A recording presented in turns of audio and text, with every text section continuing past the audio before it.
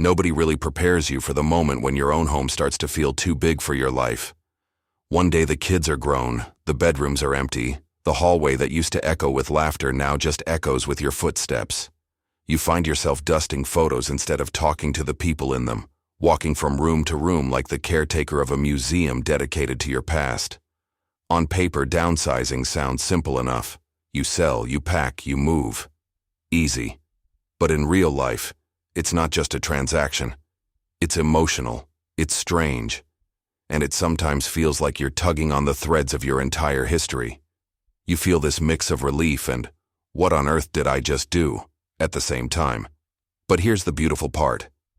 When it's done with intention, downsizing can become one of the most refreshing, empowering chapters of your golden years.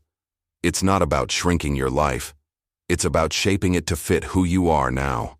So, get comfortable, grab a cup of tea or coffee, and let's walk through what really happens when you choose to live smaller, lighter, and a whole lot more peacefully. First, downsizing is not just about choosing fewer square feet. It's about reclaiming your time. Most people talk about saving money, having fewer rooms, and cutting back on clutter. All of that is true, but the real gift is time and mental energy. When you're no longer responsible for mowing a big yard, cleaning 3 bathrooms, and fixing something every weekend, you suddenly realize how much of your life was tied to maintaining a building. I know someone who used to joke that his house was like a demanding boss that never gave him a day off. The roof needed attention, the yard was always calling his name, and half the space wasn't even being used. When he moved into a smaller 2-bedroom place with a small balcony, he told me, "For the first time in years, my home fits into my life instead of my life revolving around my home." That's the magic. Saturday mornings stop being a to-do list and start being a "what do I feel like doing" list.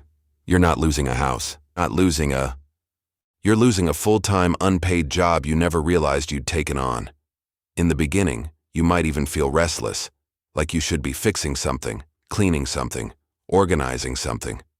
But that feeling passes, and in its place you discover quiet afternoons, slow mornings, and space to rest. That's not less, that's more. Of course, as soon as you decide to move into a smaller place, you run face first into the second big truth. Your belongings have to shrink, but your life doesn't. Packing has a way of revealing just how much has quietly accumulated over the decades. Closets you haven't opened in years, a basement full of "I might need this one day," drawers that seem to generate random objects overnight. You suddenly notice you have 3 slow cookers, 8 sets of sheets for 2 people, and enough Tupperware to start a small shop. Many of those things belong to different versions of you: the young parent who hosted big birthday parties, the worker who needed office clothes every day, the host who loved having people over every weekend. None of that is wrong. It's just done. You lived those seasons. You don't need to keep every item as proof. Letting go is emotional, yes, but something surprising happens once you start. Each bag you donate, each box you give away, each item you release makes you feel a little lighter. It's like taking off a heavy coat you've been wearing for years out of habit. You begin to see your home not as a storage unit for your past, but as a support system for your present. A lot of people like to say, "I didn't downsize my life, I right-sized it." That's exactly the point. You keep the things that serve you, comfort you, or genuinely bring you joy. The rest can bless someone else. The next part is designing a rhythm that works for the person you are now, not the person you were 20 or 30 years ago. A smaller home is an opportunity to create smarter living, not just smaller living. For many of us, stairs were once nothing, just a few steps. Then one day you realize that carrying a laundry basket up a flight of steps feels like climbing a mountain. Thinking ahead is not defeat, it's wisdom. A single-level home, or a layout that doesn't have you marching up and down all day, is a gift to your future self. The way the rooms flow matters. Where the light comes in. How easy it is to move from the bedroom to the bathroom at night. Whether you can make coffee without doing a full obstacle course. Even sound becomes important. In a smaller space, a squeaky door or a noisy refrigerator can feel louder. So when you're choosing a new home, don't just glance at the square footage. Stand in it. Listen. Imagine where you'd sit to read, where you'd place your favorite chair, where you'd keep your medicines, your books, your slippers. Imagine waking up there on a rainy morning. If you can see yourself comfortably moving through daily routines, you're on the right track. When a home supports your rhythm instead of disrupting it, life feels smoother and calmer. Something people often underestimate is how deeply community and familiarity affect your happiness. When we think about moving, we're often focused on the inside of the house, the kitchen size, the bathroom, the bedroom. But your environment doesn't stop at your front door. That little grocery store where they know you by name, the neighbor who waves when you step outside, the friend at the coffee shop who asks how your knees are doing, those small connections quietly hold your days together. If you move somewhere that looks perfect on paper but feels cold or distant, you may find yourself longing for those casual conversations and familiar faces. A smaller place in a familiar, warm neighborhood often brings more joy than a picture-perfect home in a place where no one talks to anyone. Before making a big move, it's worth taking a stroll around your potential new area. Look at the people. Listen to how they speak to each other. Visit the local shops, see who's out walking. Does it feel like somewhere you could belong, not just exist? Peace is wonderful, but complete silence can be lonely. True comfort is a balance of quiet when you need it and connection when you want it. Money is usually one of the first reasons people think about downsizing, and that's perfectly reasonable. Lower bills, less property tax, fewer surprise home repairs, those are real advantages. But beyond the financial relief, there's a deeper emotional release that many people don't expect.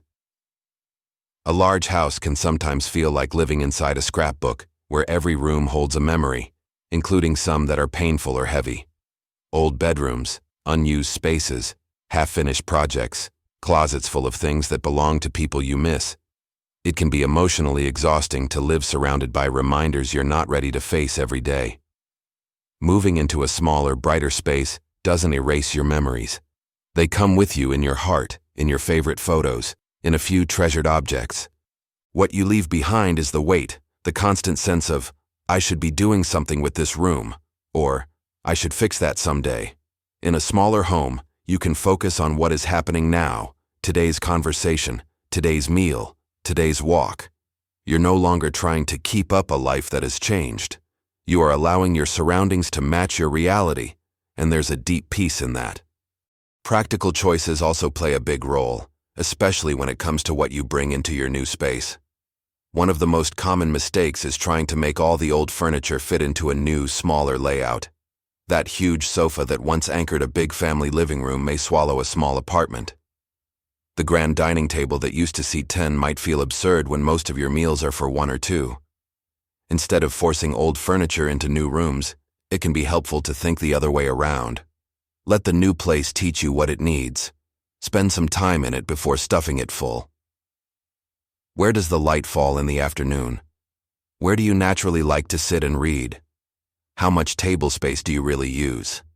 You may find that a smaller round table feels more inviting than a big rectangular one, or that one comfy chair and a small bookshelf make you happier than a huge sectional sofa. Think of furniture the way you think of people in your life. Some are meant to stay, some are meant to be cherished and then released, and some simply don't fit this season anymore. Choosing pieces that support how you live now makes the whole space feel peaceful and personal. Emotionally, you also have to prepare yourself for what that first night in your new, smaller home might feel like. There's a good chance it will feel strange, maybe even a little empty. You step inside, look around, and the walls are bare. The rooms feel unfamiliar. You might wonder if you made a mistake. That feeling is normal. Any new space feels like a hotel room at first, even if it's your own. Give it time. Homes become homes slowly, as you cook in them, laugh in them, pray in them, spill things, rearrange things, and live your real imperfect life inside them. That echo you notice at the beginning will one day be replaced by the sound of your favorite show playing in the background, a phone conversation with a loved one, or the clink of a spoon stirring sugar into your tea. Little by little, your new home fills with your presence, your routines, your warmth. A smaller place isn't an empty box, it's a blank canvas. Your memories aren't gone, you're simply starting a fresh chapter for them. Storage is another reality that changes completely in a smaller space. In a big house, you can hide things away and ignore them. Attics, basements, spare rooms, junk drawers in every corner. When you live smaller, clutter doesn't just look messy, it affects how you feel. A small stack of papers on the table or too many shoes by the door can suddenly feel overwhelming. That's why intentional storage is so important. Instead of asking, "Where can I squeeze this?" start asking, "Do I really need to keep this?" The things you do decide to keep deserve a proper place. Underbed storage, shelves that actually suit your needs, baskets that make daily life easier instead of piles of random stuff. When everything has a home, your space feels calmer and more open. You don't need a massive attic to feel organized, you need a system that respects your present life. The goal is not to stuff as much as you can into every corner. The goal is to have just enough to support your days without weighing them down. Of course, even with all the planning in the world, downsizing will never be perfectly smooth. Something won't fit the way you expected. A neighbor's dog might bark more than you'd like. The kitchen might feel tiny the first time you try to cook a big meal. This is where flexibility becomes more valuable than perfection. Instead of seeing every little challenge as proof that the move was a mistake, you can treat them as opportunities to adapt, to laugh, to get creative. A dripping faucet can be fixed. A tight corner can be turned into a cozy reading spot. A small balcony can become a peaceful garden with just a few pots and plants. When you stop chasing the idea of a flawless home and start enjoying the real one you live in, life becomes lighter. Your new place doesn't have to be perfect for you. And then comes the best part, celebrating the extra life you've created by choosing less space and more freedom. Downsizing is not an ending, it's an opening. When your home no longer eats up your energy, your money, and your weekends, you suddenly have room for new hobbies, new friendships, new routines, even new adventures. Some people start traveling more, others volunteer, join clubs, or pick up skills they never had time for before. You might find joy in something as simple as a daily walk, a new book club, a painting class, or afternoons spent with grandchildren without constantly thinking about chores waiting at home. You've traded square footage for something much more precious, peace of mind, and time to actually live your golden years with intention. So if someone asks whether you miss your big old house, you can smile and say, "I took the most important parts with me. The love, the memories, the wisdom. They're not locked inside walls, they're in you." Downsizing isn't about losing status or going backward. It's about stepping into a stage of life where your surroundings finally match your priorities. A home that fits you now, not who you were decades ago. So hang that picture, fluff that pillow, and enjoy the quiet that no longer feels empty, but peaceful. You've earned every bit of this season. And if this conversation gave you comfort, clarity, or even just a little smile, don't forget to hit that like button and subscribe to Golden Years Wisdom. Here we share real stories, gentle guidance, and practical tips to help you live this chapter with grace, strength, and joy. Your journey isn't over. It's just becoming lighter, deeper, and more intentional.